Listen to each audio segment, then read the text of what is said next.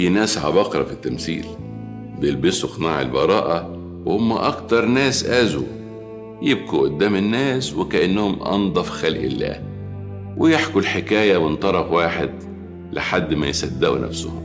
النوع ده لو واجهته بالحقيقة هيقلب السحر عليك، وهيملى الدنيا صريخ، وهيعيش في دور المظلومية مع إنك كنت الضحية طول الوقت وسامحت بدل المرة 1000.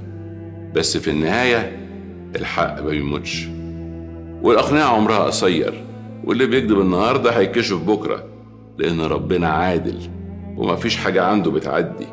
وفي الآخر الناس اللي بتعيش بأقنعة هتيجي لحظة وتتفضح، وساعتها كل دمعة نزلت منك هتتحول لدعوة مستجابة.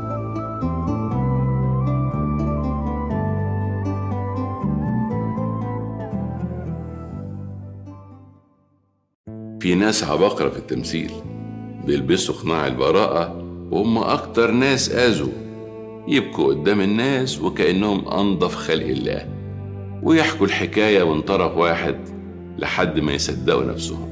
النوع ده لو واجهته بالحقيقة هيقلب السحر عليك، وهيملى الدنيا صريخ، وهيعيش في دور المظلومية مع إنك كنت الضحية طول الوقت وسامحت بدل المرة 1000.